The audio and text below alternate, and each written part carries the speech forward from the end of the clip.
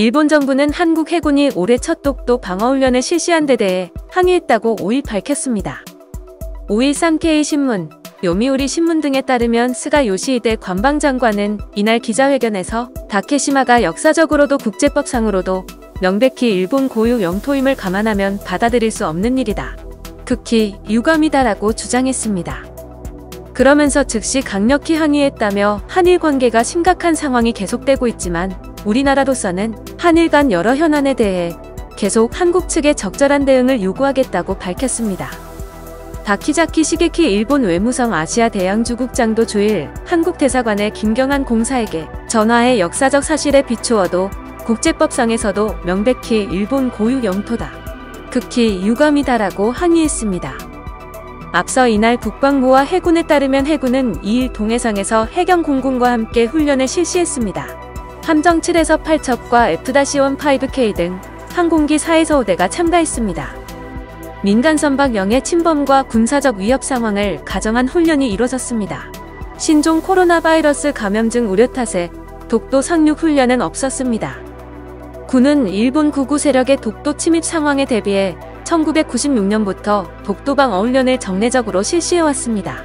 2008년부터는 매년 상반기와 하반기에 한 차례씩 훈련했습니다.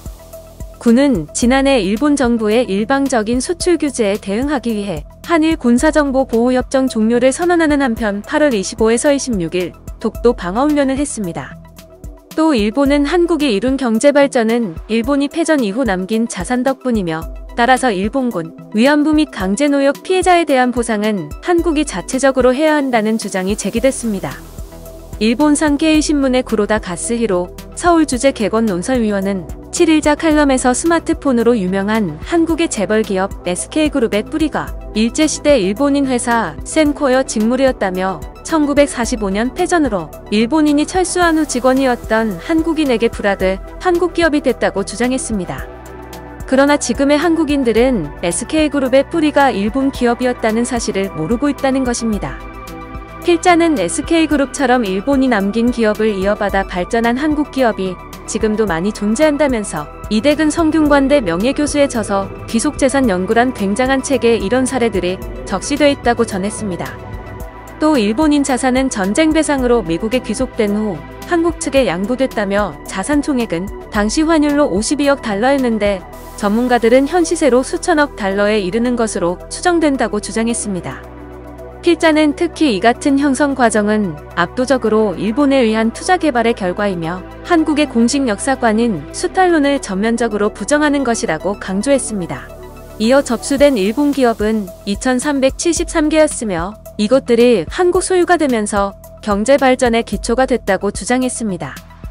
그러면서 방대한 일본 자산을 감안한다면 이제 와서 징용공 보상 문제로 일본 기업의 자산을 압류하는 일도 없을 것입니다.